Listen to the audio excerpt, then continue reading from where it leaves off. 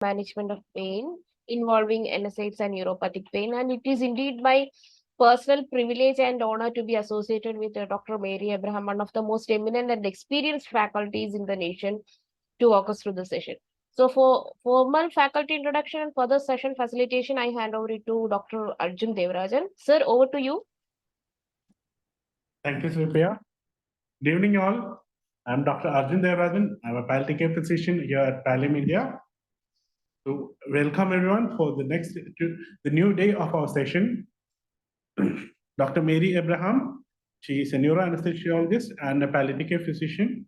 Currently is a visiting consultant at Max Hospital, Panchil, Max Institute of Cancer Care, Indian Spinal Injury Center, and has been awarded Lifetime Achievement Award by Delhi Neurologist Association for contributions to neuroscience in 2017. And he has authored the book Conquering Pain in 2019. We are very honored to have you as a faculty for the day, ma'am. Over to you, ma'am.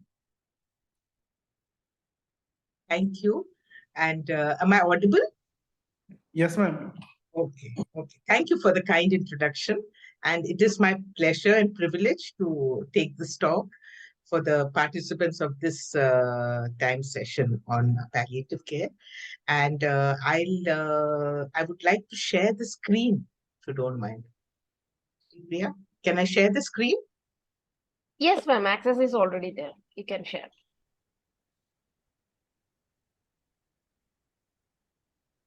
Is it, you can see it now, right? Yes, ma'am. Not in slideshow mode though. Okay, I'll just put it on slideshow.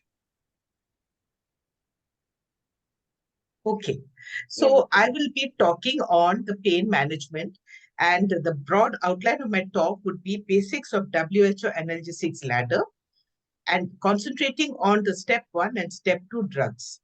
And also, I'll be talking about the adjuvant drugs that we use along with this step 1 and step 2 drugs.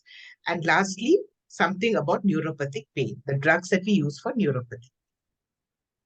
Now, coming to the WHO analgesic ladder, this ladder was based on the recommendations of some experts, international experts, who felt the need for starting a systematic approach to manage pain.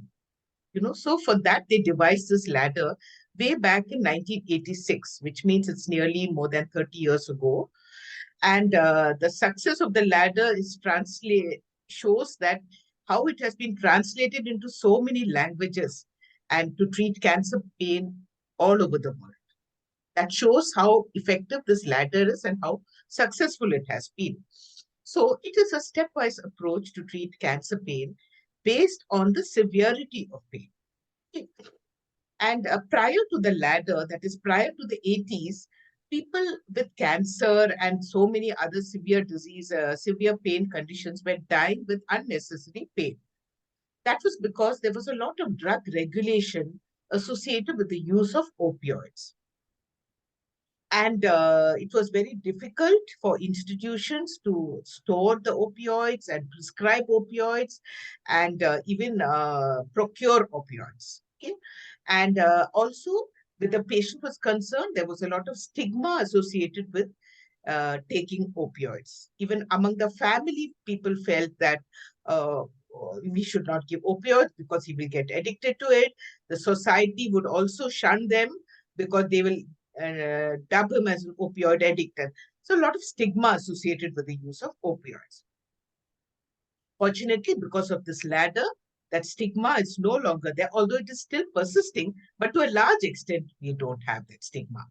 And the step ladder approach legitimized the use of opioids because the step 3 is to do with strong opioids. So when the WHO endorsed it, it was practically legitimized the use of opioids. So let me start off this with a case scenario. A 35-year-old father of 2 young kids. He had squamous cell carcinoma of the right upper lobe of the lung. The pain was deep-seated gnawing pain in his right shoulder with a burning and tingling sensation in the right arm. He was unable to sleep. The pain score was NRS 4 during the day and NRS 6 at night. This is, of course, a very snapshot of what this person had. I've not got into the details. Now, how do we treat this person? For that, like all of you must be aware, we need to do a comprehensive assessment of pain, which I think has been dealt with earlier. But just to recapitulate, we should first of all, use this mnemonic PQRSSTU. Okay, so we know that what each of those alphabetical letters stand for. Okay, but what I would be concentrating is the severity of pain, because that is based on that we are going to apply the ladder. Okay, and the other thing we need to know before we apply the ladder is what is the type of pain this gentleman has. Is it a nociceptive pain or a neuropathic pain, or is it a combination of nociceptive and neuropathic, what is called mixed?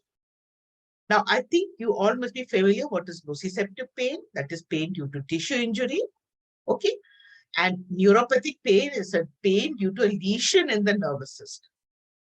So we need to differentiate between the types of pain, because based on that, we need to give certain drugs also. Maybe a neuropathic drug may be indicated. So we need to differentiate as to whether this gentleman has, what type of pain does he have. Now, coming to the analgesic ladder, it's basically a 3-step ladder, the original ladder. Okay, so in which the step 1 is used for mild pain, which is pain with an NRS score of less than 5, or 4 to 5 in that range, or 3 to 5. Now, in that, we use a non-opioid analgesic with or without adjuvant, depending upon whether there are any additional symptoms. Now, if this is not relieved with step 1 drugs, then we can move up the ladder to step 2 drugs, where the pain is still persisting or it is increased. And in step 2, it is used for moderate pain, which is pain in the range of, say, 5 to 7. So in that, we use a weak opioid along with a non-opioid, with or without an adjuvant. Okay. So here we have added a weak opioid to the drug regime. Now, sometimes the pain is still persisting or it is increasing, or if the NRS score is above 8, then we classify it as severe pain, in which case we substitute the weak opioid with the strong opioid, which may be given with a non-opioid and with or without an adjuvant. So this is the basic ladder.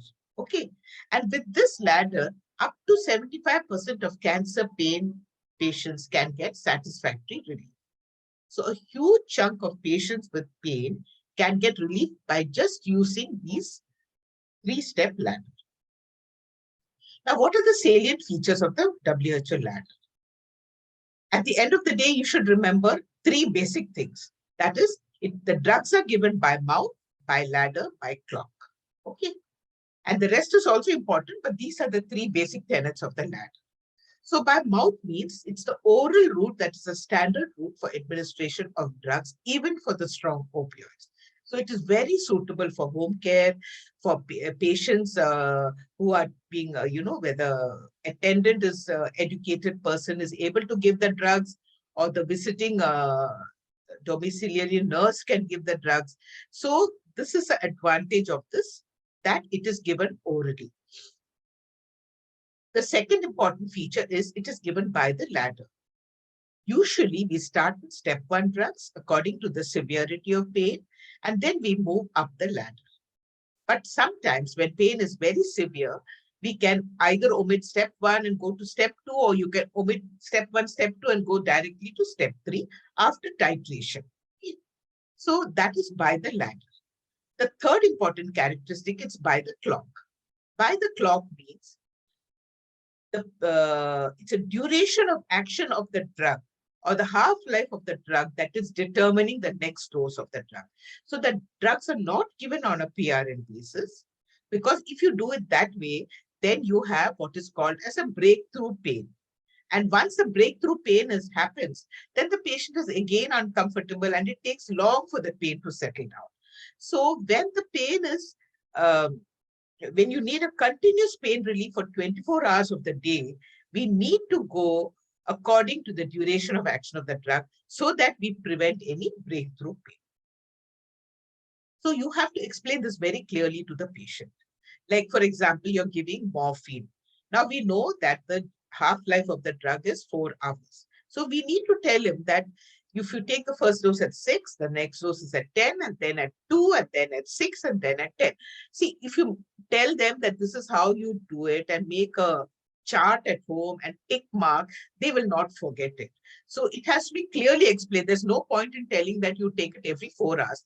If you can tell even the time frame, how to make this chart, and if it is a paracetamol, you have to give it every 6 hours, then that can be, it can be appropriately written on the chart. Okay. There are some drugs that are given every 12 hours. So all that can be explained in detail to the patient. Next, we have to remember is the WHO ladder is individualized to the patient.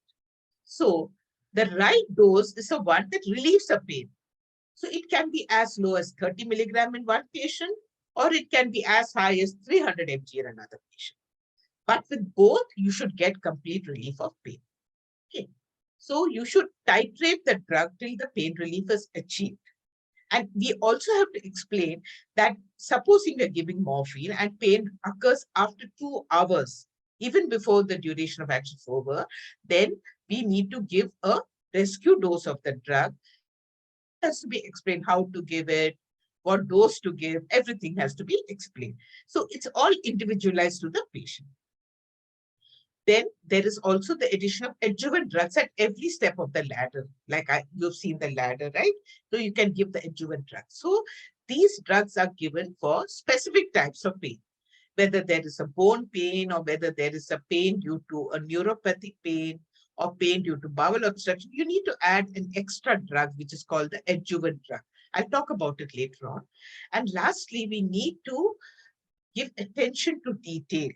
We have to be very meticulous regarding the patient's age, because it could be a child, it could be an elderly person, it could be a patient who's obese or a patient who's very emaciated.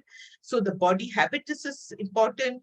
The comorbidities, for example, is a patient having a renal dysfunction or liver dysfunction or a thyroid problem. Everything has to be taken into concern.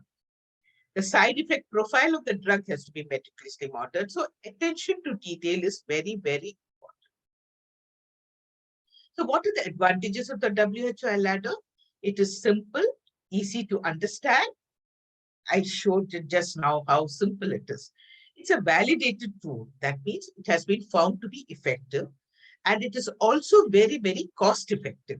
The drugs of the WHO ladder, it is very economical. Okay. So it suits patients of all economic age status. And then it can be implemented all across the world, even in the lesser developed countries, very well suited for home care. And it is also applicable for acute pain or even chronic non-cancer pain.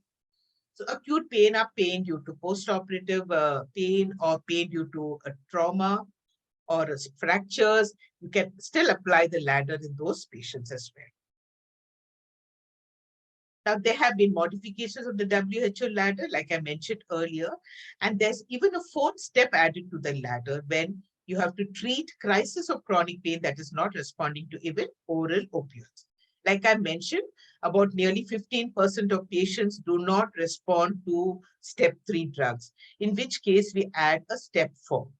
So step 4 includes interventions that we do for treating intractable pain. Like we may have to give a nerve block or an epidural block or a PCA pump or a neurolytic block like a celiac plexus block, or we may have to use a spinal cord stimulator or intrathecal opioids. So there are a lot of things that can be done, which will be dealt with in the next class on difficult pain. Okay.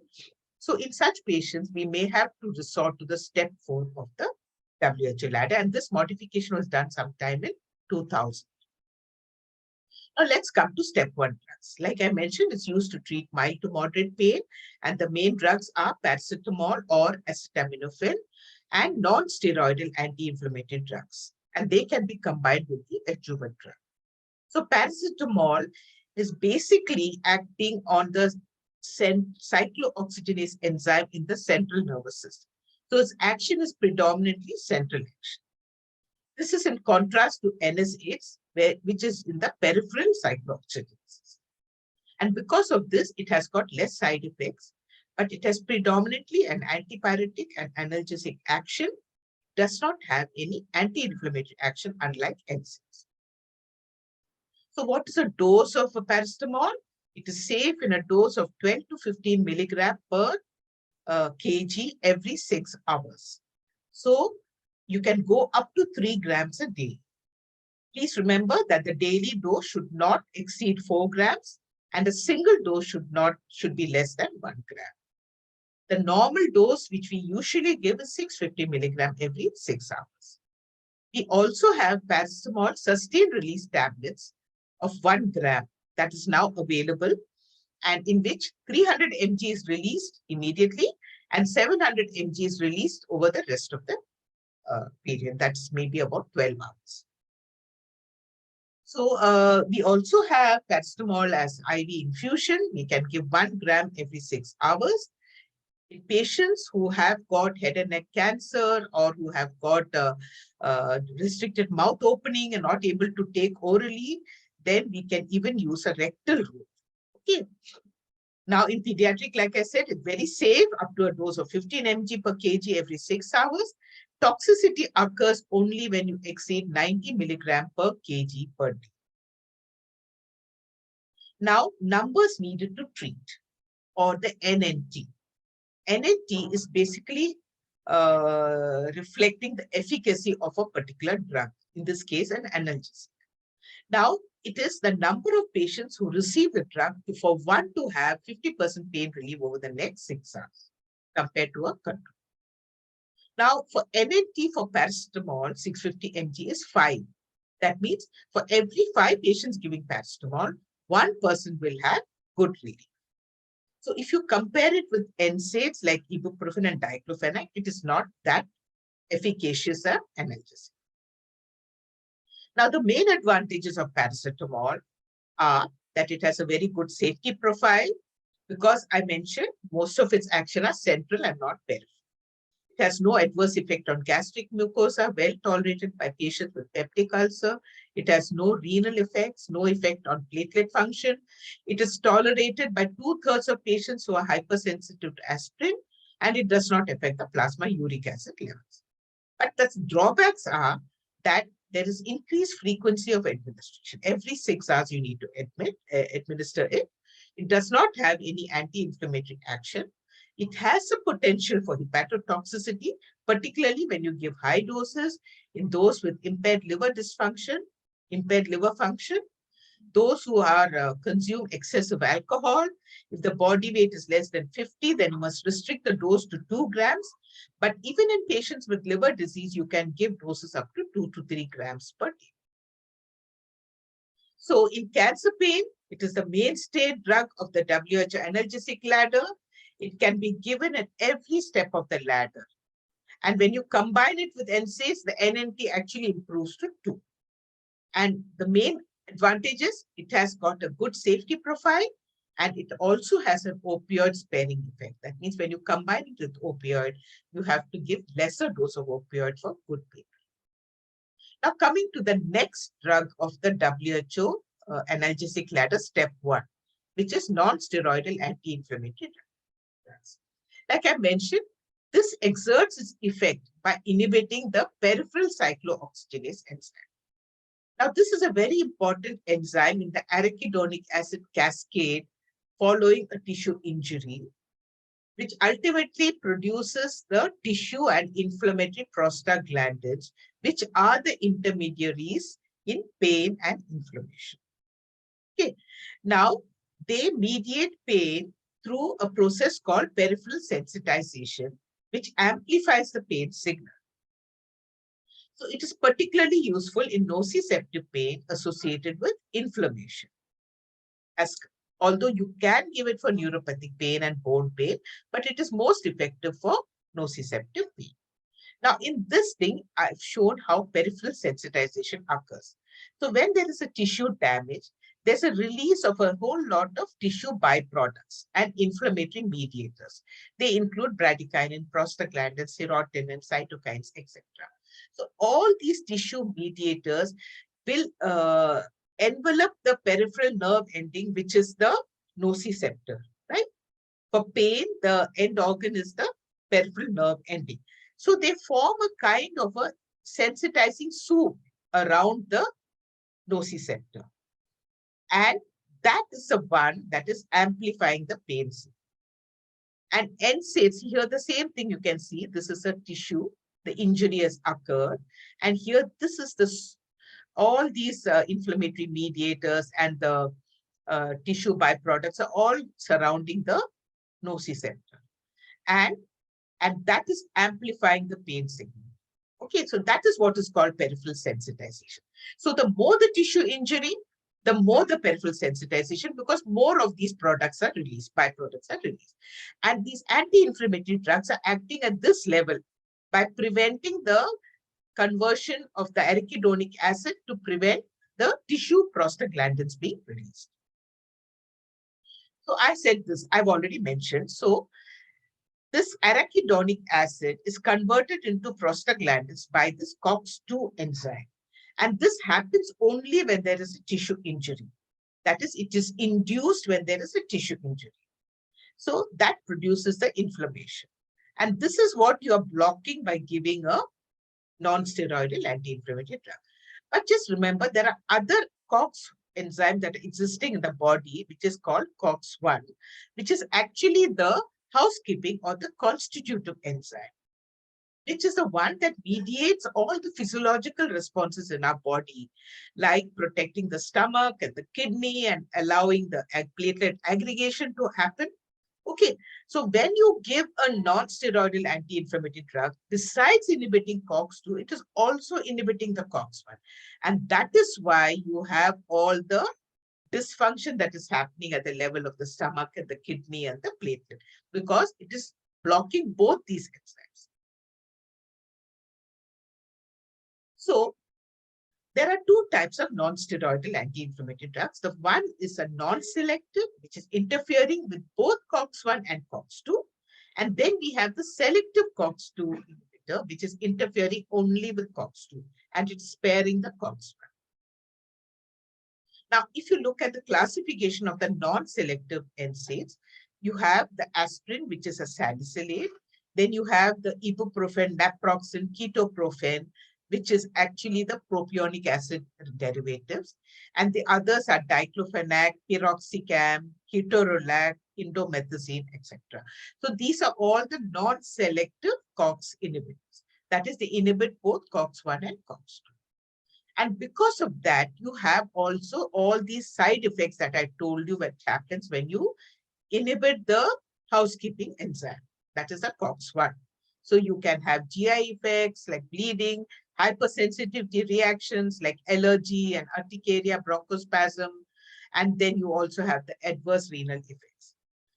But because you have inhibited the COX-2, you're preventing the prostaglandins being released. You have the beneficial effect, which is the anti-inflammatory, analgesic, and antipyretic effect. So non-selective NSAIDs is a double-edged sword with both adverse as well as the beneficial.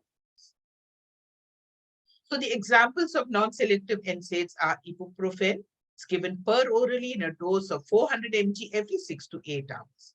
The NNT of Brufen is 2. That means for every 2 patients, 1 will get good relief. Contrast this with paracetamol, which had an NNT of 5. And naproxen also is a very good analgesic. Its NNT is 2.7, and you give in a dose of 250 to 500 mg every 12 hours. Now, I already mentioned about the side effects of COX-1 inhibition, right? So these are the major side effects because of the COX-1 inhibition. Now, we also have selective COX-2 inhibitors that are inhibiting only the COX-2 enzyme and sparing the COX-1. These include etoricoxib, which is popularly called as leucoxia etoshine. You give in a dose of 60, 90, or 120 mg once a day. Okay.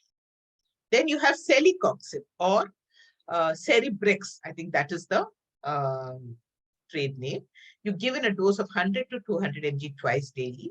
And then you have diclofenac, which is functionally a COX-2 inhibitor. You can give it orally as well as intravenously in a dose of 50 mg every 8 hours. Its NNT is also very good. It is 2. Then NSAIDs can also be given through other routes. The first is topical route, which produces the analgesic effect with less risk of systemic absorption and toxicity. You have gels, creams, and sprays available, and some of the popularly used topical NSAIDs include ibuprofen, diclofenac, piroxicam, ketoprofen, etc. You also can give it transdermally. You have diclofenac patches, 200 mg, which can be given every 24 hours. It's called new patch. That is the trade. But are selective COX-2 inhibitors safe as compared to the non-selective COX inhibitor? Now, where the GIT is concerned, it is safe.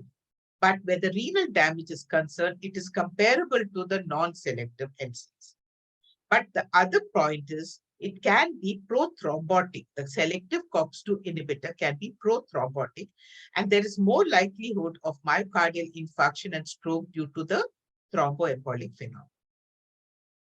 In fact, one of the COX-2 inhibitors like rofecoxib was taken off the market in 2004 because of the incidence of stroke and myocardial infarction.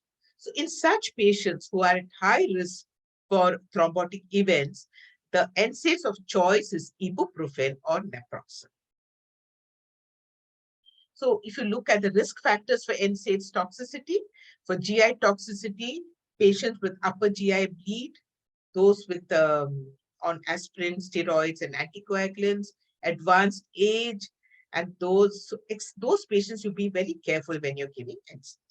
And those with renal toxicity, those with advanced age, dehydration, when using nephrotoxic drugs, and when the creatinine clearance is low. And just remember, hydration is very important in these patients when you're giving NSAIDs. But those with risk factors for stroke and MI, like advanced age, diabetes, hypertension, hyperlipidemia, history of TI or stroke, you should avoid the use of COX-2 drugs. Now, I would like to switch gears and move on to the step 2 drugs of the analgesic ladder. Now, these are the weak opioids. Unlike the strong opioids or the step 3 drugs, these are not controlled. Nevertheless, the people who are issuing, the pharmacist has to maintain a record for tramadol, despite the fact that it is not a controlled drug. So it is available on a regular prescription, but I believe the pharmacist or the chemist has to maintain a record because it is a weak opioid. So this is given for pain of moderate intensity, not controlled with step 1 drugs. And the examples that were commonly used are tramadol and tapentadol. Now, tramadol is a centrally acting weak opioid, synthetic weak opioid. It has a dual method of action. The one is the fact that it is a weak opioid, it is a mu receptor agonist. Okay. But because it is a weak opioid, there's a less tendency for respiratory depression and addiction potential as compared to strong. It is also has a non-opioid method of action, and that is by blocking the presynaptic reuptake of serotonin and norepinephrine. So this acts on the descending inhibitory pathway of pain. And by increasing the dose, the levels of serotonin and norepinephrine, it is activating the descending inhibitory pathway of pain and preventing the pain, and particularly for neuropathic pain. Now, it is a prodrug. That means it is converted into an active metabolite for its analgesic action, and that is by the cytochrome P450 system. And the combination of tramadol and paracetamol is widely used as a step 2. The advantage is high oral bioavailability. Its plasma half-life is 6 hours.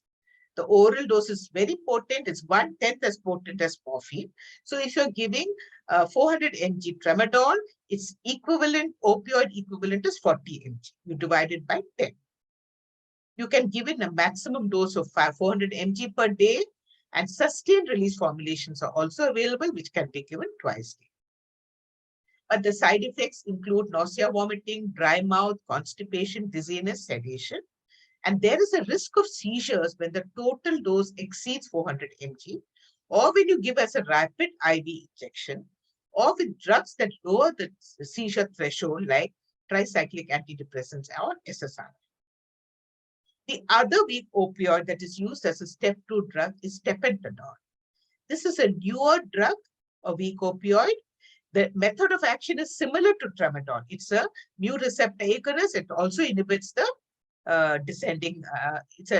acts on the inhibitory descending pathway. It is not a prodrug, so no active metabolites. The side effect profile may be better as compared to tramadol with less incidence of seizures, but you should avoid in patients with renal and hepatic dysfunction. And the dose is also very similar to tramadol, 50 to 150 mg every 6 to 8 hours. Sustained release formulations are available. Maximum daily dose is 600 mg. And it's sometimes even considered as a strong opioid because 75 mg of tapentadol is equivalent to 30 mg of morphine.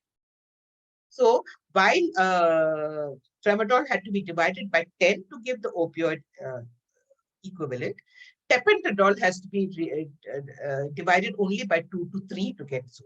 So it is a little more stronger, and some consider it even as a strong opioid. Now, the combinations that are good for treating pain are, one thing one should remember is never use 2 drugs of the same category. So you do not usually combine a COX-1 and a COX-2 inhibitor. Okay? Then you do not combine a weak opioid with a strong. But the combinations that are preferable are paracetamol or NSAIDs with morphine, or paracetamol with NSAIDs, or paracetamol with tramadol. They are useful combinations. Now let's discuss neuropathic pain. Now one must remember that cancer pain can be nociceptive, but sometimes you have other kinds of pain that is also present in addition. They include pain due to muscle spasm, or due to neuropathic pain, or bone pain, or pain due to bowel obstruction. And that is why the role of adjuvant drugs comes into importance. So adjuvant drugs, the primary indication is not for pain. For example, you're giving an antidepressant or an anticonvulsant. Its primary effect is for something else. But these drugs have analgesic properties. So they are also called co-analgesic drugs. Now, these could be multi-purpose drugs like antidepressants, corticosteroids, or alpha-2 agonists, or drugs used for specific kinds of pain like neuropathic pain, bone pain, bowel obstruction pain, or musculoskeletal pain. Now, if you look at the pathway, it's a very simplified pathway for chronic pain, for pain. Okay, now you have the peripheral nerve ending, which is the nociceptor. And when tissue injury happens, this is a nociceptive pain, which is happening at this level. Anything beyond this, that is the primary efferent neuron, or the spinal cord, or in the brain, this becomes a neuropathic pain. So neuropathic pain is pain that occurs due to a lesion in the peripheral nervous system or in the central nervous system. This was a definition given in 2008. But very frequently, cancer pain can be both nociceptive as well as neuropathic, or it could be a combination of the two, which is called mixed. Now, why does neuropathic pain occur? It happens, incidence is as high as 40%, okay, in cancer. And that is because it may be due to a direct invasion of the nerve due to the cancer process, which could be either mononeuropathy or a plexopathy. Or it could be due to the treatment of cancer. For example, chemotherapy-induced peripheral neuropathy, where the peripheral nerves are damaged by the chemotherapy drugs. Or it could be radiation-induced. Or it could be to the surgical excision, where the nerve is injured. Or sometimes it can persist for months and years in cancer survivors because of the permanent nerve damage. The patient is cured of cancer, but they will still suffer from the neuropathy. So the first line treatment for neuropathic pain are the anticonvulsants and the antidepressants. So anticonvulsant is a first-line drug. Why is it given for neuropathic pain? Because there's a shared pathophysiology between epilepsy and pain. In both, there is neuronal hyperexcitability, and this acts by dampening the neuronal excitability. And the commonly used drugs are gabapentin, pregabalin, and sodium valproate. Now, how does gabapentinoids act in neuropathic pain? It acts by blocking the voltage-gated calcium channels, particularly the alpha to delta subunit of the calcium channel. So it prevents a calcium entry into the presynaptic neuron.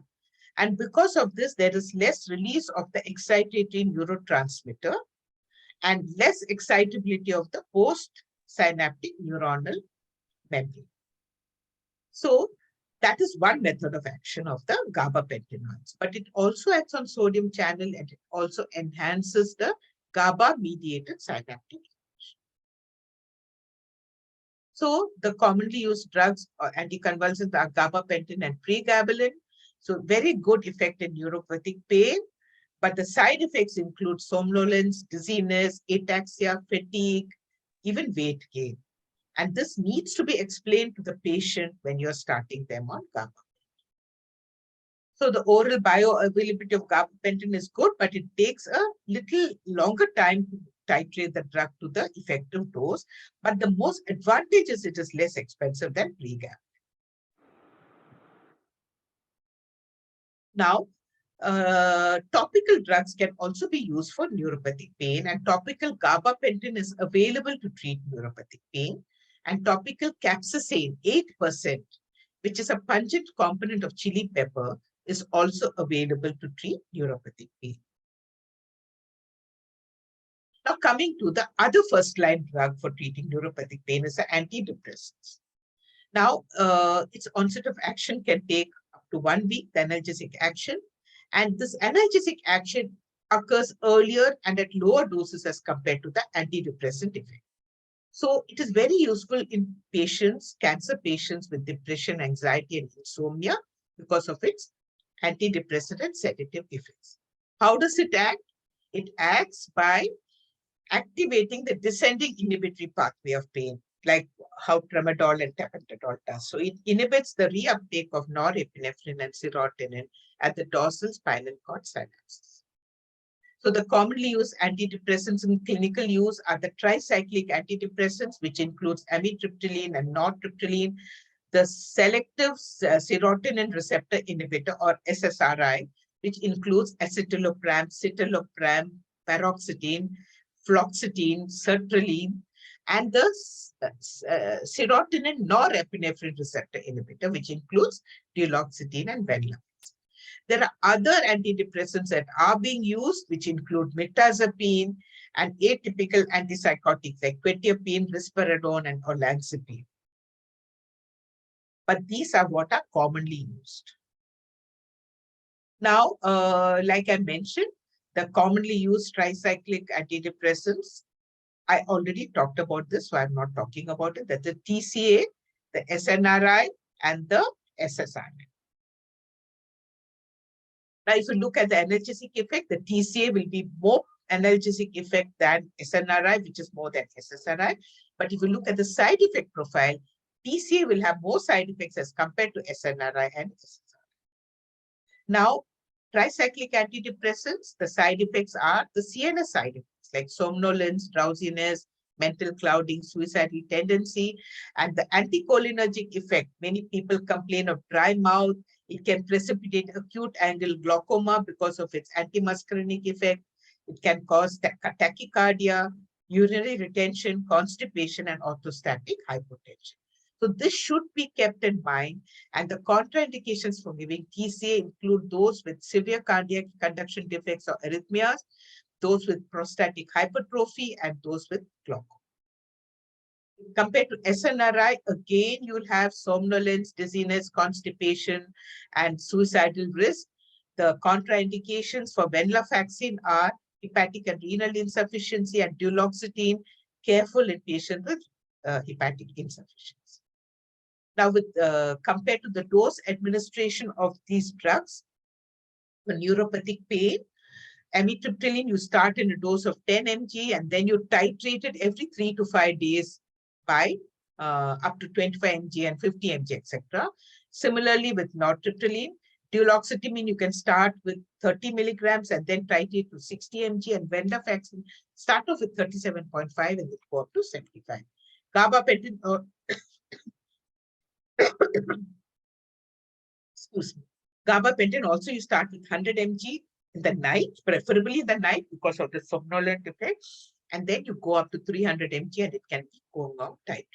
Pregabalin start off with 50 mg, not just 75, you can go down to 50 mg and then go up. And just remember, those with medically ill patient and those with renal dysfunction and advanced stage, you need to start with low doses. Now, this was a study in patients who received duloxetine and the quality of life in patients with chemotherapy-induced neuropathy. And they found that duloxetine, when you give in a dose of 30 milligrams or 60 milligrams, for the first 1 week to 5 weeks, they had decreased incidence of the chemotherapy-induced neuropathic pain. And so this guidelines has even suggested treatment of duloxetine for painful CIP. The other drugs used for neuropathic pain include ketamine. Now, I mentioned about this pathway, right? So we have this NMDA receptor, which is causing a kind of a neuropathic pain, and this is present in the dorsal horn of the spinal cord. Ketamine acts by inhibiting the NMDA receptor. Okay. So you use these drugs when the neuropathic pain is unresponsive to antidepressants and anticonvulsants. So the side effects of ketamine include dysphoria, hallucinations, and nausea, vomiting, and you can prevent it by giving either haloperidol or a benzodiazepine. It can be given through a variety of routes: intravenous, intramuscular, subcutaneous, oral, sublingual, intranasal, rectal, topical, intraarticular, epidural, and intrathecal. So its bioavailability is pretty good. IM bioavailability is 90% at 5 weeks. So we use ketamine in sub-anesthetic doses because it's primarily an anesthetic, but in sub-anesthetic doses, it is good as an anti-neuropathic drug. So you give doses of 10 to 25 mg TDS. Can be used in home setting, or if you want to give as an infusion, subcutaneous or IV, you can give up to 50 to 100 mg per day using a syringe pump. Sometimes for difficult pain, you use what is called a burst ketamine infusion. That will be dealt with when we are talking about difficult. The other drug that can be used for intractable neuropathic pain are the local anesthetics.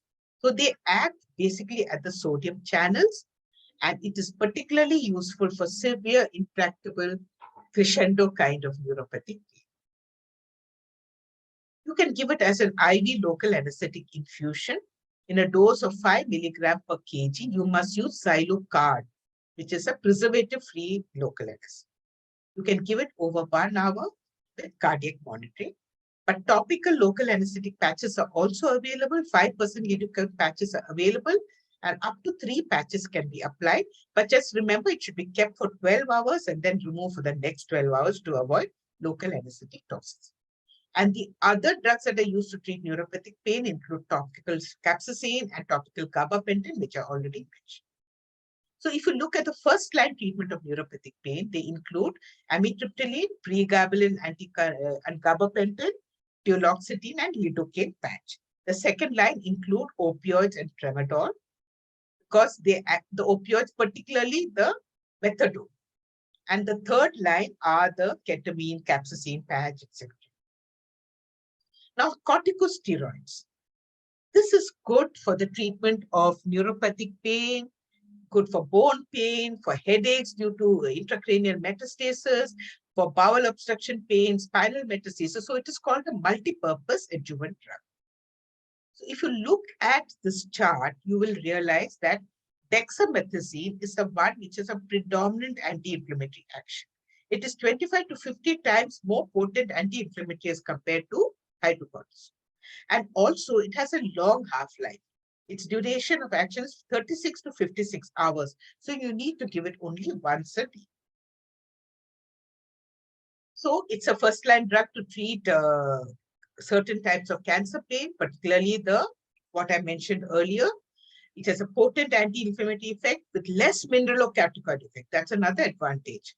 And it can cause insomnia, steroids, so you give it in the morning. And particularly those with less life expectancy, it can provide short-term relief of pain. So this is a dose that we give of dexamethasone. The usual dose is 4 to 8 mg, or you can go up to 16 milligram. But for bowel obstruction, you can go up to 16 mg. And the other drugs are mentioned over here. Now, GABA receptor agonist. GABA is an inhibitory neurotransmitter. Okay. So it decreases pain. And the two important GABA agonists are the GABA A, which include the benzodiazepines. Of this, clonazepam is the one that we give for neuropathic pain. And the GABA B agonist is baclofen. So if you look at clonazepam, in a dose of 0.5 mg per orally, it can be good for neuropathic pain. It can also be used for terminal sedation also, and even as a continuous subcutaneous infusion. The GABA B agonist is baclofen, which can be used for a number of conditions and also for the neuropathic pain of cancer.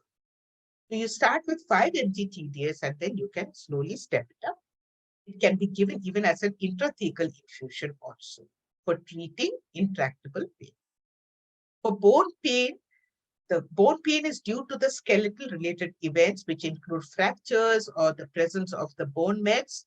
They are very agonizing and can affect the quality of life.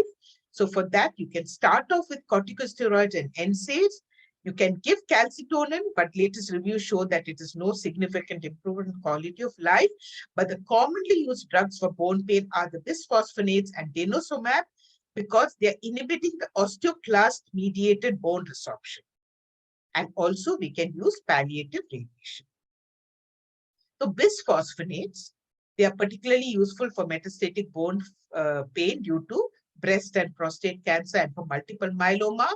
I said how it acts by blocking the osteoclastic effect. And the commonly used drug is zoledronic acid. You give it as an IV infusion, 4 milligrams over 15 minutes every 3 to 4 weeks for 1 year. But the side effects include pyrexia, renal dysfunction, and osteonecrosis of the jaw. And of course, it has to be titrated depending on the creatinine clearance, the appropriate dose reduction. So when you compare zoledronic acid and denosumab, then you find that this is definitely more cost effective. It has to be given IV. This can be given subcutaneously. There's more risk of toxicity with zoledronic bisphosphonates and less risk of renal toxicity. But there is a more higher risk of hypocalcemia. But denosumab is superior in preventing the skeletal related events. And also it has a better median survival rate. But if you look at the cost, this works out to 32,000 per month. And whereas zoledronic acid is just about 900 rupees a month. So definitely zoledronic acid is more economical as compared to this. And palliative radiation is also considered for bone, and it can provide good pain relief, but it takes several weeks for the pain relief to occur.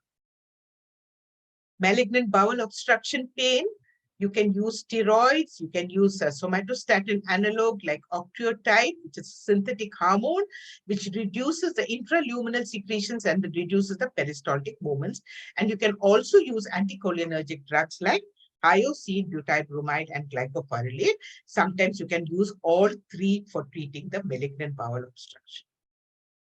Then the other adjuvant drugs include the skeletal muscle relaxants like thiocolchicine or tizanidine or clozoxazone.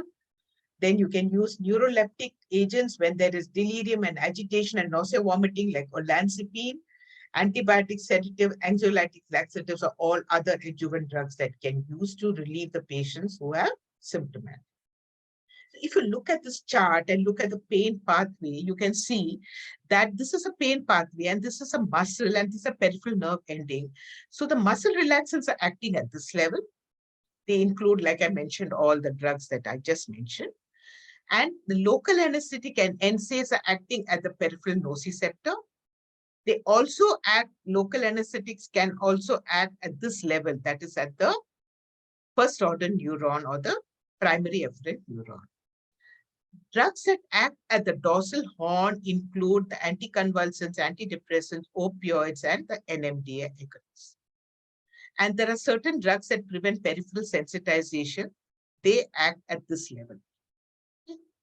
And of course, you have the descending modulation. I talked about the descending inhibitory pathway. The drugs that act on it are opioids like methadone, the alpha-2 agonists, the tricyclic antidepressants, and the SNRI. So this is how various drugs act at various parts of the pain path. Now back to our case scenario. Here we had this young man who had a pain. So we find that he has both got a nociceptive pain, because the pain at the shoulder, which is a sharp and gnawing pain, but the burning and tingling is because of the neuropathic. So how do we manage it? The pain intensity was mild to moderate. The type of pain was a combination of nociceptive and neuropathic. There was a temporal nature of pain, that it was worse at night. And if you unveil the meaning of pain, we find that there was a functional element. He had emotional, social, and financial issues. And he was unable to sleep at night. He was a father of 2 young kids with possible financial and social concerns. So to begin with, step 1 drug would be sufficient, because the pain intensity was in the range of 4 to 6. But because the pain was more at night, so you can give a combination of paracetamol with NSAIDs. But because the pain was more at night, you can give a higher dose at night, or you can give a slow release or sustained release preparation at night, like a diclofenac SR. Then you need to add an anticonvulsant and antidepressant for neuropathic pain, and a sedative as an adjuvant drug, so that he gets good sleep, because good sleep decreases the pain threshold. And most importantly, you have to try to address the psychosocial issue. So to summarize, the WHO analgesic ladder is a sheet anchor for cancer pain management, can also be used for non-cancer pain. The advantages are its simplicity, its easy implementation. So it is used all over the world. And very importantly, it has legitimized the use of opioids in cancer and non-cancer.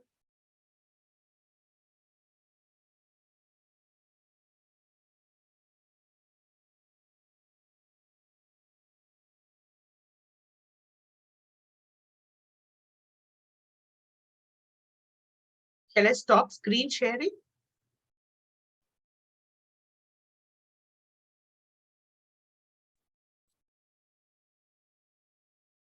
Thank you, ma'am, for the session. There was someone has raised doubts. Please explain NNT. So I told you what NNT is. It is a numbers need to treat.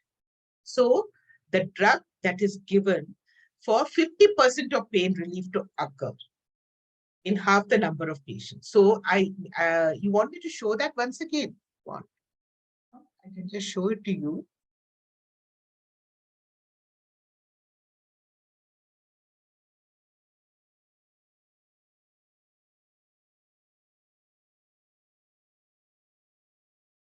Can I go back to that thing? Okay.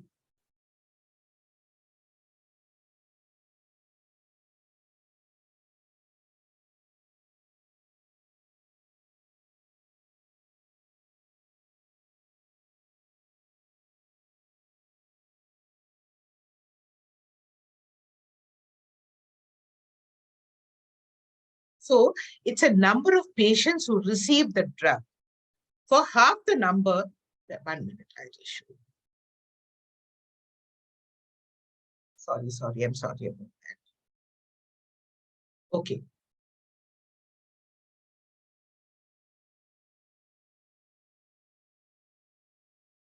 Okay. So number of patients who receive the drug, for patients to get 50% of pain relief over the next 6 hours. So if I give 10 patients paracetamol, then only 5. Can I just see this once? Can I minimize the screen, please?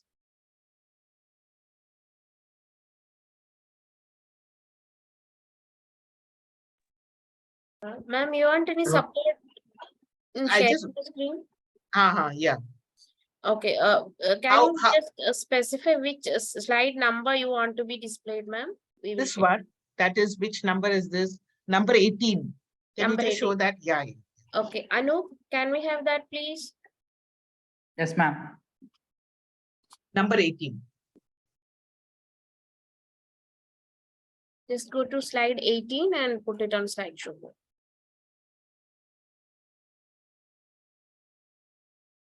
Okay. So the number of patients who receive the drug for one to have 50% pain relief over the next over the next 6 hours. Okay.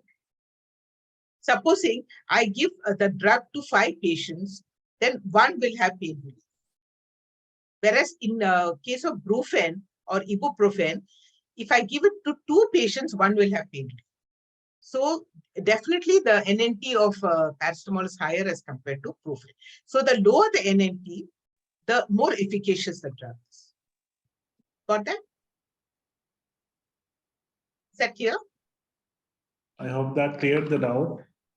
So we have another question from Christine Sivahara. Can we have pure nociceptive pain? Yeah, you can have pure nociceptive pain. For example, I cut my finger, okay, and or maybe I crush my finger on a door hinge. So that is usually nociceptive pain, because at that end you'll have very few nerve endings. So you can have pure nociceptive pain as well.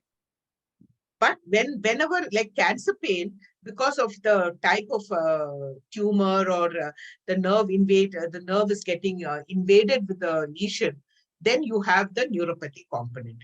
You can have pure nociceptive pain. For example, if I sprain my ankle, it's a nociceptive pain. Or if I fracture my bone, it's a nociceptive pain. Or post-operative pain is generally a nociceptive pain. So you don't have to give a neuropathic drug for those kinds of pain. Got that? We can stop this slide and go back to the full screen. Can we remove this thing? We have stopped the screen share. Okay. So Dr. Apurva has raised her hand. She had something to us. Dr. Apurva? Yes, ma'am. I have a couple of questions. The first one is if you can just show the PQRS, UV, the sequence to that. I just missed out the U part to it. U is unveiling the meaning of pain. So that means when you see a patient, okay, you will do the PQRSST, okay, but that is addressing mainly the physical aspects of pain, okay. But if you want to know are there any other psychological reasons for pain, then you have to unveil that pain, and that is by knowing whether I think you should go right. Right. So you can find out whether there are any psychosocial aspects behind the pain. For example, in this gentleman I told you, he was a father of 2 young kids. He was probably the sole breadwinner of the family. So he had a lot of concerns, financial concerns, emotional concerns, fear of the future. So that also has to be addressed. That is what is called total pain management. So we do not focus only on the physical part, but we also focus on the psychosocial aspects of pain. Because you know the definition of pain.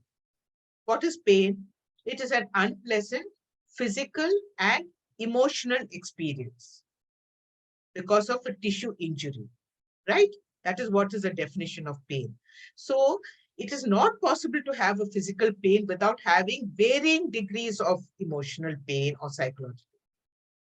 Even a simple thing like I have put my hand in the fire and I burnt my finger, I will have fear also and I'll be so anxious about it.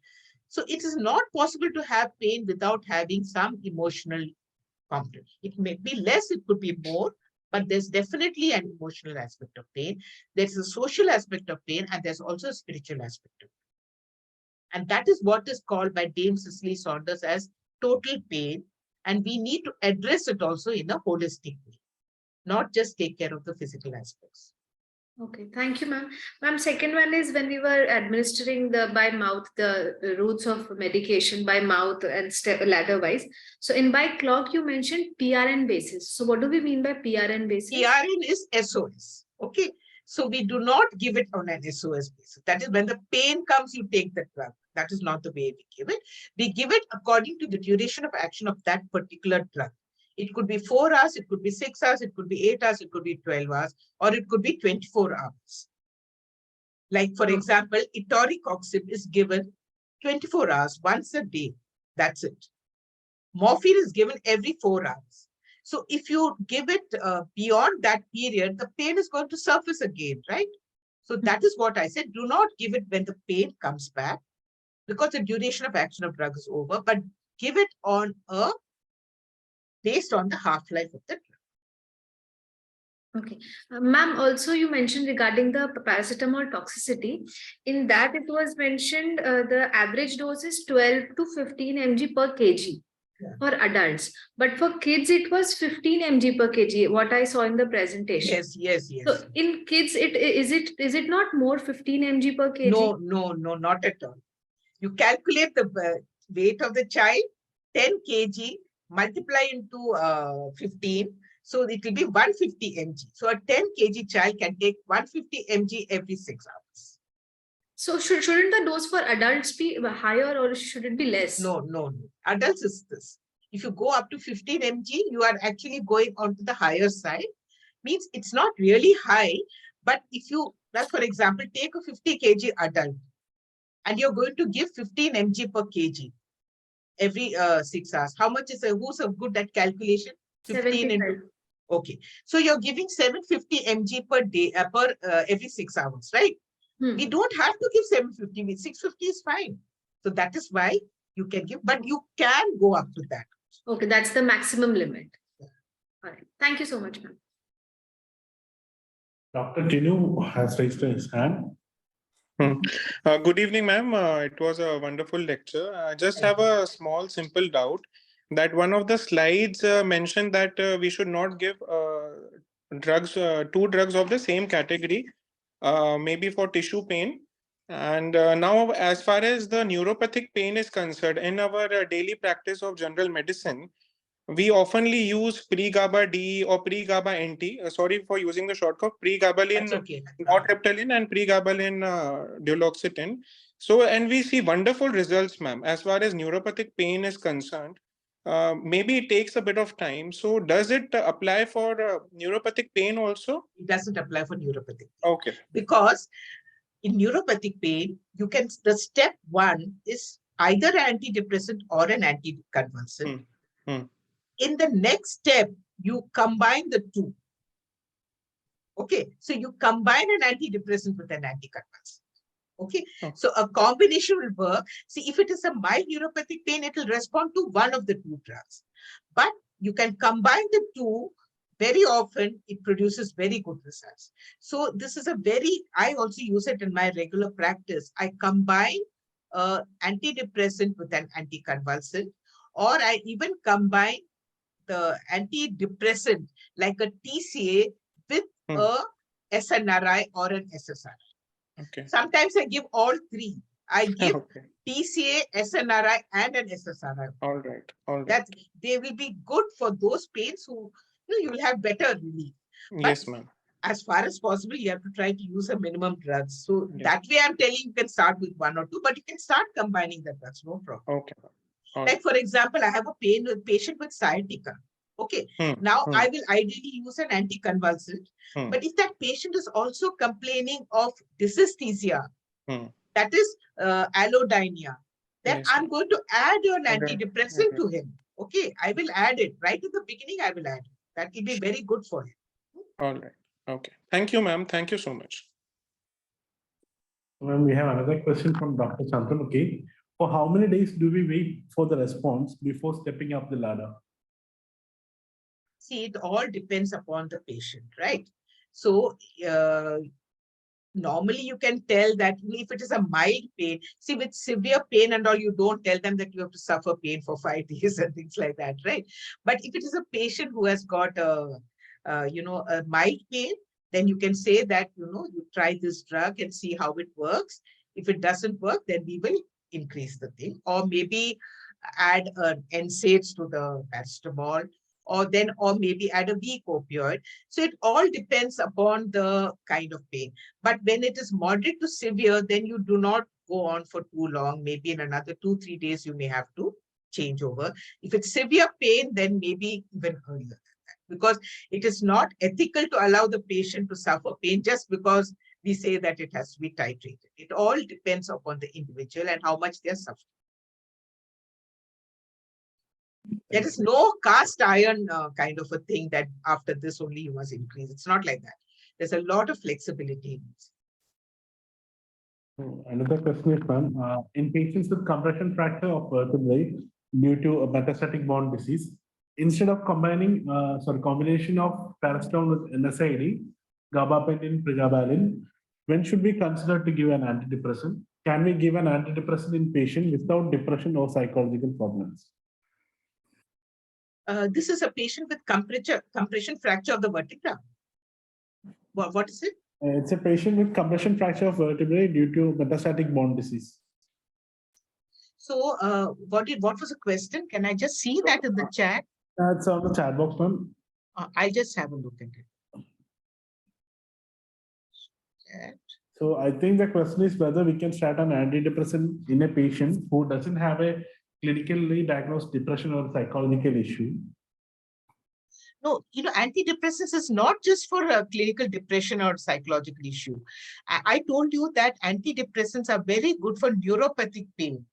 Okay, so the dose for pain is lesser and occurs earlier as compared to the dose that you're giving for depression. For depression, you may have to give higher doses, 100 mg a day, whereas for neuropathic pain, you start with 10 and then go up to 25 and then 50 and then you go up like that.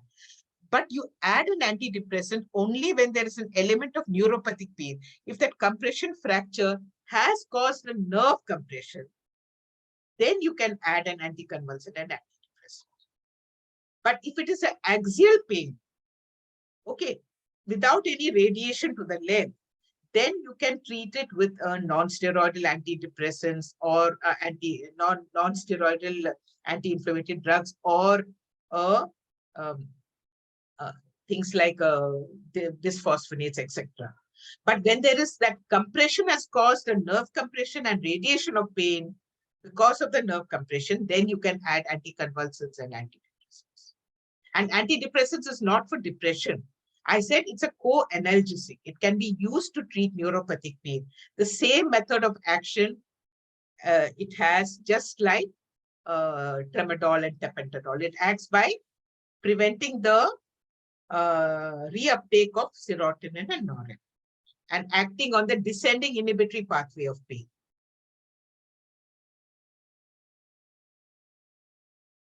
Thank you, ma'am. Another question is, which all preparation of ketamine is available in India? See, ketamine is available basically in that injectable form. Whatever is given is that only. I don't think ketamine tablets are available. Okay. So I think you must be able to tell that answer, right, Arjun? I think we only injection form is only available. That only can be given in all the rooms. We don't have specific tablets available. If a selective COX-2 inhibitor has less side effects, why not commonly used along with paracetamol? I told you that selective COX-2 inhibitor are only advantages where the gastrointestinal side effects are concerned. Okay. But I believe the renal effects are similar to non-selective COX-2 inhibitor. On the other hand, if a patient has a high risk for stroke and MI, you actually do not give the selective COX-2. So if I have a obese, hypertensive patient who has a history of TIA, I will avoid the selective because there are chances of him getting either a stroke or an MI. So only with the GI concern, it is really advantageous, not where other things. Although now they are saying that this celecoxib is supposed to be better than etoricoxib. That is what the company people are saying. And they're showing me literature regarding that, but I'm not very sure. I have to read it up myself.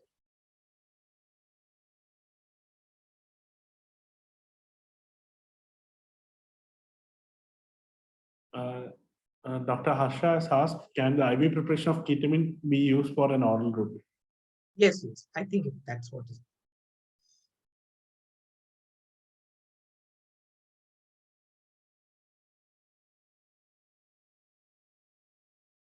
Is there any more doubts to be cleared?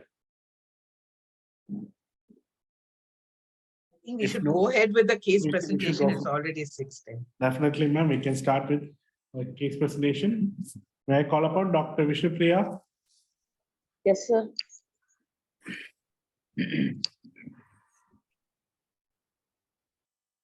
Sir, will you start sharing slides?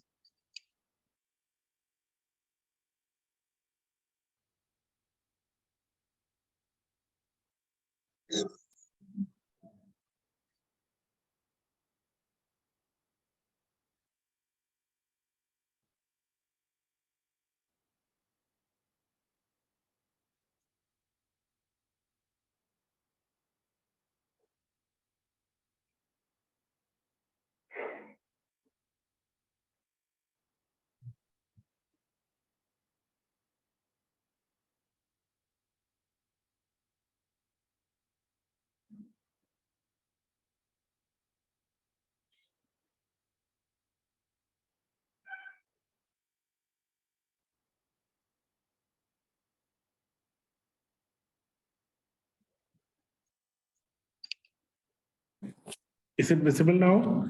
Yes, sir. Let's start. Good evening, everyone. I'm Dr. Vishnupriya, Assistant Professor, Vivekananda Dental College. Sir, next slide, please. So I'm here to present a case of cervical spondylosis with right-sided radiculopathy. A patient aged 43 years, male patient, reported to our clinic with his chief complaint of, so next slide. So he had presenting complaints of severe pain in his nape of neck for the past 5 months. He had pain, numbness and weakness of the right upper limb for the past 4 months. The patient was unable to turn his neck head due to pain and he felt dizziness for the past 3 months. Next slide, sir. So his presenting illness were, the patient was all right 5 months back, after which he developed pain in the neck, which was insidious in onset, progressive in nature. It was pricking type of pain that was radiating to his upper limb. It aggravated on neck movement and the pain doesn't had any relieving factor. The patient had a history of heavy weight bearing in his head and he used to travel in his bike for 30 to 40 kilometers every day because of his occupation. He didn't had any history of trauma. Restricted neck movements were seen due to pain.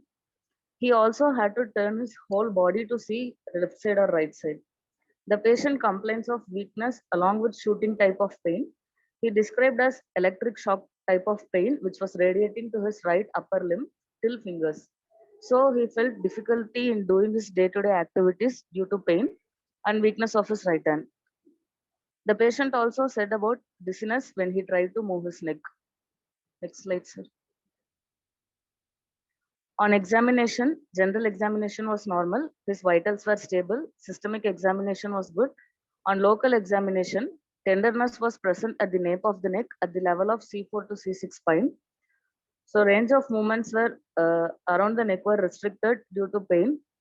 Neck compression test was positive with radiating pain to right upper limb. So the patient had weakness of right upper limb compared to the left side. And we found a muscle wasting of 2 centimeter in his right mid-arm and 1 centimeter in right mid-forearm compared to his left side.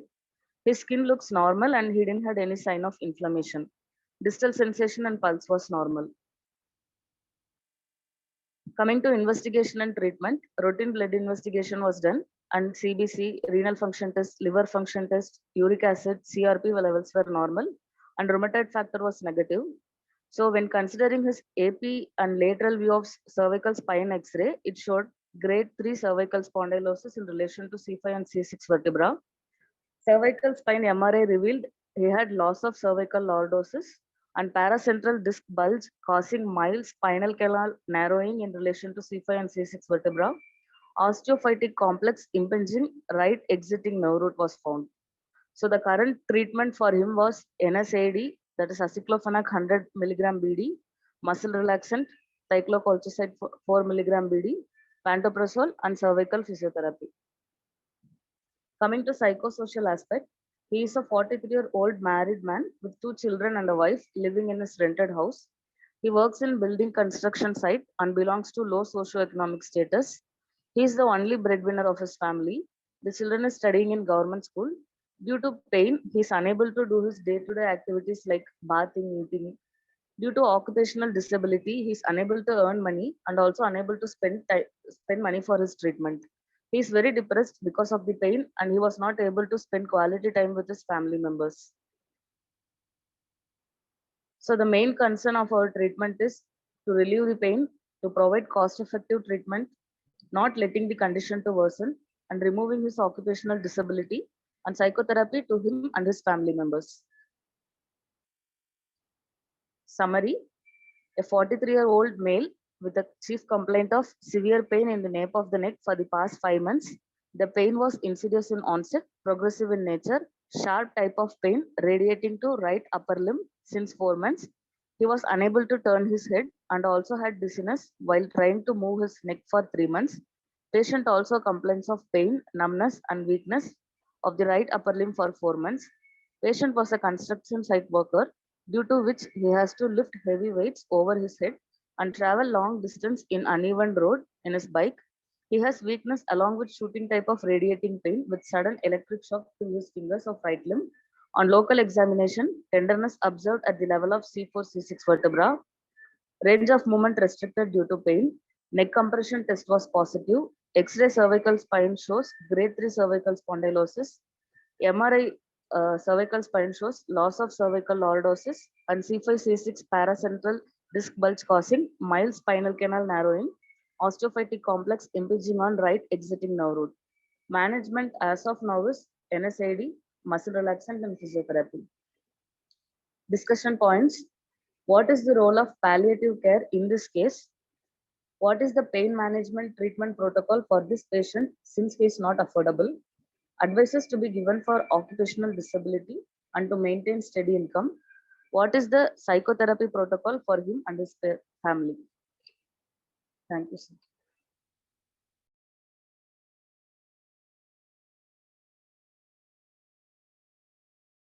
Thank you, Dr. Vishnupriya. So Thank you, sir. let's start the discussion.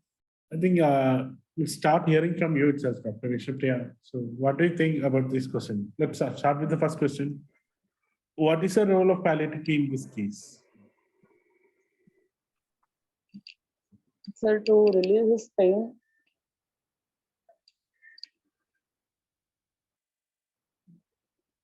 sir, can you hear me? Yes, doctor. Yes, doctor.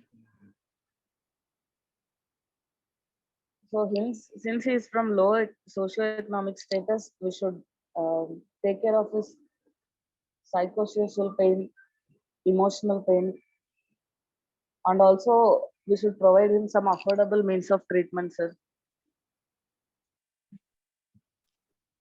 Okay, Dr. Vishnupriya. Anybody want to add something or contradict the answer?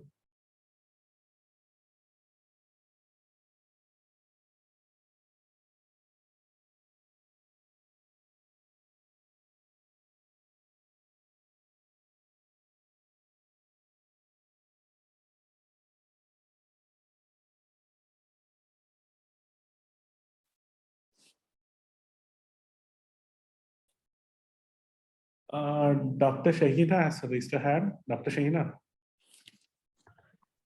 Yes, sir. Actually, according to the definition of palliative care is a care that is given physical, spiritual, emotional aspects of life-threatening illness from the suffering till the end of life. So I think there is no role of palliative care in this case.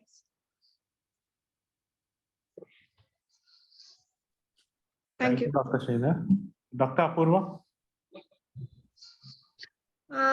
Apart from life side, I would like to contradict that palliative care is necessary because his quality of life has reduced.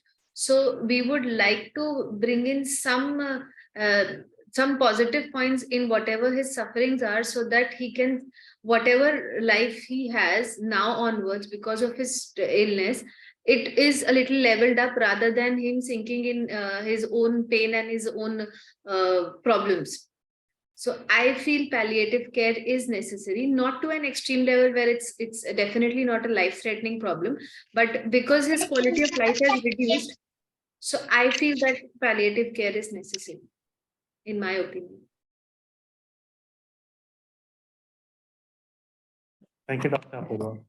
I tend to agree with Dr. Shaina, because I think the word would be conservative care, not palliative care. Because like she said, it is not a life-threatening illness.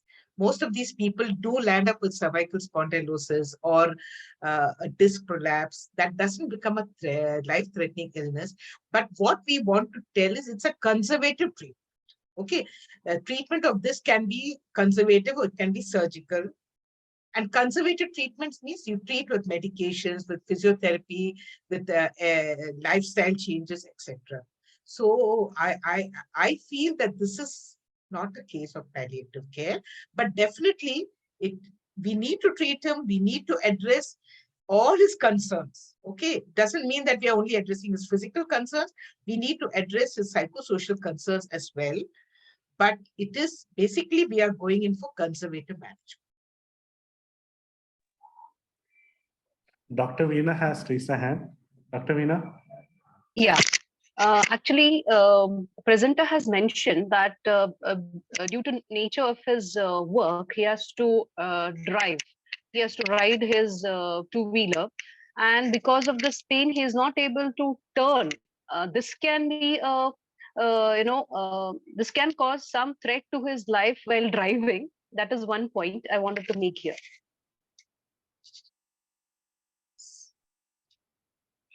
Here I can tell that this kind of pain that he has is basically a musculoskeletal pain. Okay, it Yes, is not and nothing to do with a disc prolapse. Yeah, because life has. if you have a prolapsed disc at the cervical level, you can have some neurological deficits like a sensory motor deficit, etc. He doesn't have all that, but definitely there's this osteophyte that may be pressing on the nerve root, and there's a lot of muscle spasm. You see, he cannot turn his head to the side. He's having dizziness, and the whole thing could be due to a lot of muscle spasm because its origin is only 5 months ago. Possibly that during one of his bike rides, he must have had some kind of a, the cervical spine could have got involved, a muscle could have gone into spasm, and a lot of issues here would be related to muscle spasm. Okay, but there is also a little osteophyte cover pressing on the nerve root. So you need to treat a little bit of a neuropathic drug needs to be given because he says the pain is shooting in nature, current light, possibly because of that particular nerve root getting impinged. That is a C5-6 root. That means a C6 root is getting impinged, right? So you need to add an anticonvulsant drug to his treatment regime as well.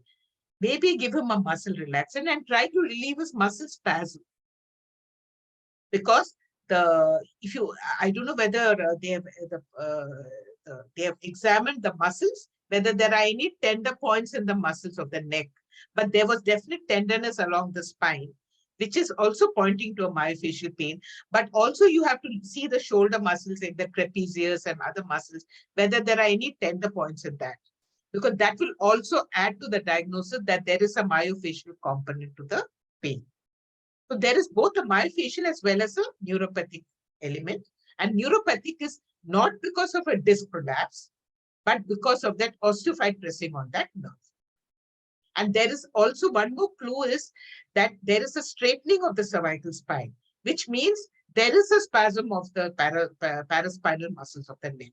So you need to address this myofascial pain as well. So the pain is predominantly musculoskeletal with some neuropathic component.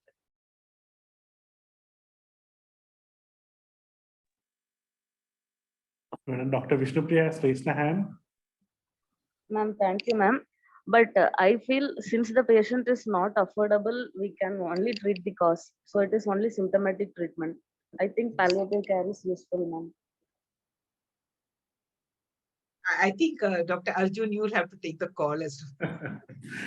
So from the perspective where I was, he would be taken care of by us and then.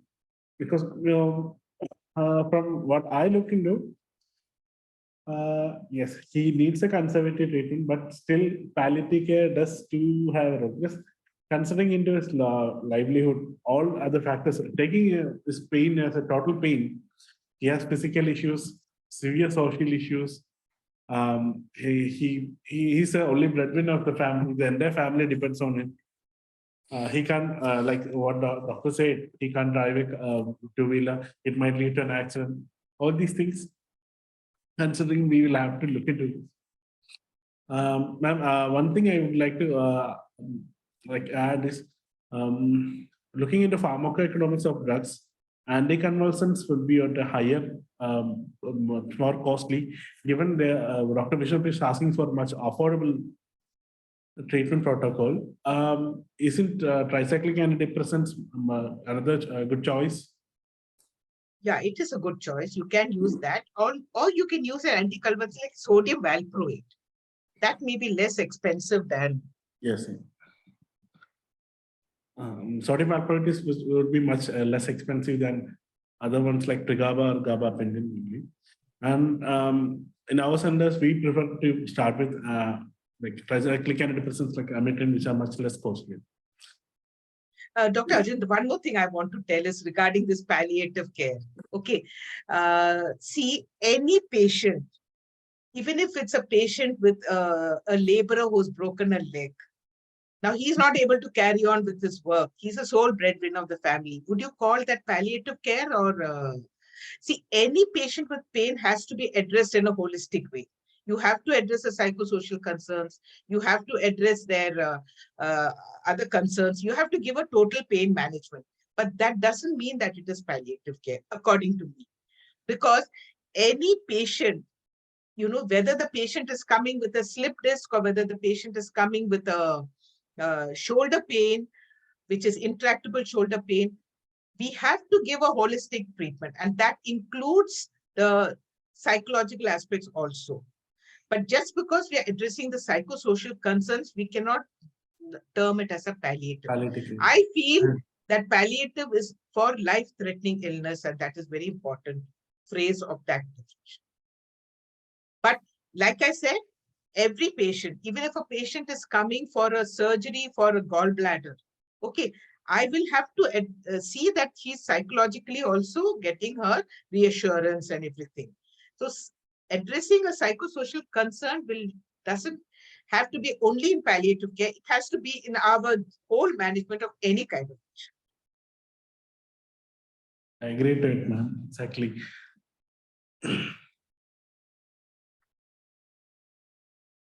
Anybody else want to add something?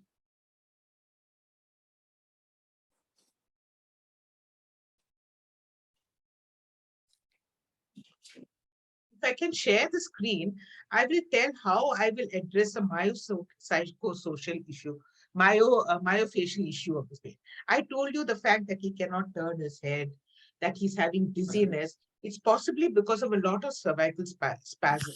And that is also reflected in the MRI, which is showing a straightening of the cervical spine. So in addition to the medicines that I'm giving, I will also try to relieve the spasm. And in this, I would just like to share the screen and show you. Can I share the screen? How I treat myofascial spasm. Yes, ma'am, you can share it.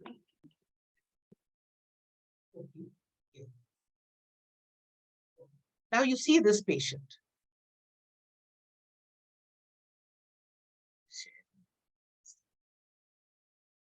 Okay. Is it a thing? Slideshow? Sure, it's visible, visible. You can, okay, you can see it, right? So in this, you see the needles that I put here. See, he has got paraspinal spasm. I put this needles like acupuncture needles. It's called dry needling. And I use it widely for spasm. This is a gentleman who has got severe pain in the neck and possibly because of spondylitic arthropathy. And I put needles along the cervical spine, along the trapezius, along the supraspinatus, and even in the deltoid muscles on both sides. And this is another patient I've done. Again, the same thing I'm showing. He's also a case of ankylosing spondylitis with a rigid neck. And this is how I'm needling him. Okay. And this is very effective to treat muscle spasm and reduce the pain. This gentleman who said he couldn't sleep at night because of a VAS of 7 to 8, I did it last week for him. Today, when I saw him, he says his pain is reduced by 50%. So I've given him another session today. So this is one way you can treat the myofascial component, particularly when there's muscle spasm. It can be also used for the low back. It can be used for any kind of muscle spasm, myofascial. I just wanted to add this. So in this gentleman also, because of his muscle spasm, a dry needling would be good for this gentleman. And along with the other therapies, like the medical therapy, the psychological therapy, as well as addressing the social concerns. I just wanted to show that. Dr. Shaina asked whether this is acupuncture. Can we practice this? It is not acupuncture. It's not acupuncture. It's called dry needling.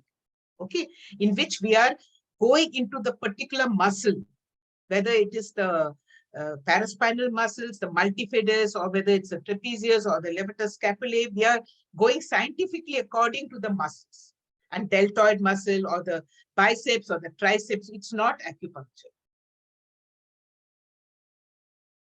Dr. Kamala wants to ask something. Dr. Kamala?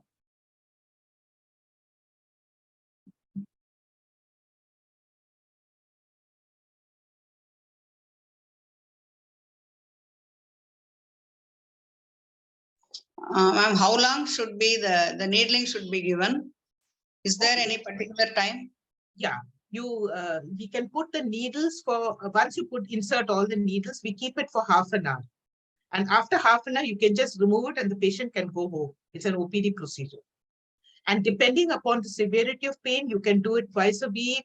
Or if it is not so severe, then you can even do it once a week. But for severe pain, generally we start with twice weekly needling. And so I give them an analgesic before I start the needling, which could be anything. It could be a diclofenac, it could be I usually give piroxicam for these patients. That's all that is required, because these needles are 32 gauge needles, very fine, and the pain that they're having will be much more than the pain of the needle. And depending upon the thing, you put about 20, 30, 40 needles, depending upon the side. In low back pain and radiculopathy, I go up to 80, 90 needles. But again, this is used along with the physiotherapy and all the other things. It is one of the methods of treatment. It's like a multimodal therapy. Along with the medications, physiotherapy, needling is also very important. I think there's can be also very good for cancer pain also. Because particularly when there is a bone pain due to skeletal metastasis, when there's a compression fracture, I've used it for compression fracture because there's a lot of spasm of the muscles of the next to the compression fracture. And the pain could be partly because of the bone pain and also because of muscle spasm. So even if you needle the muscles along the fracture, it will also help in relieving the pain.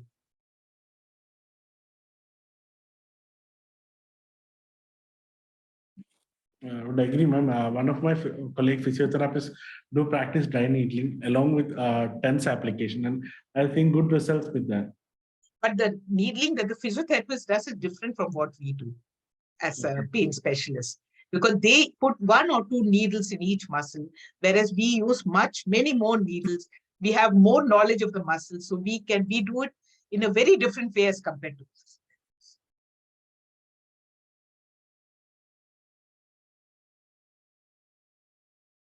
So would you like to conclude? Because I think we have discussed enough. Dr. Vishnupriya? Yes, sir. So what do you think about the discussions? Are you satisfied with the answers? Yes, sir. Sir, I just want to know what are the alternative treatment options for this patient? Okay. Like I have found that hot water baths will be useful. Slow aerobic exercise. Will it be helpful? So one thing that this dry needling technique is would be helpful. That's one other option you can explore for this musculoskeletal pain. Then change of medications, like what ma'am said, we could add Yes. medications which could help him, like for the neuropathic pain. That's something with physiotherapy. All these techniques you can try for the patient.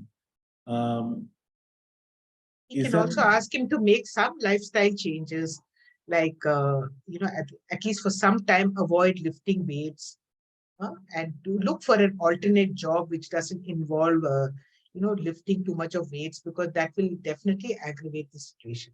So some change in occupational changes also need to be made. And occupational therapists could help in this situation. They could help him to find some other ways they could help.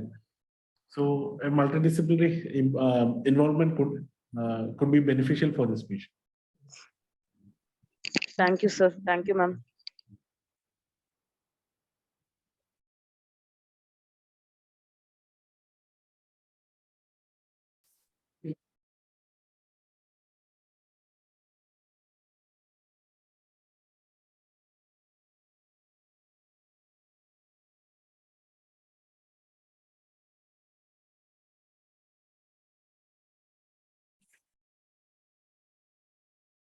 So shall we conclude for the day?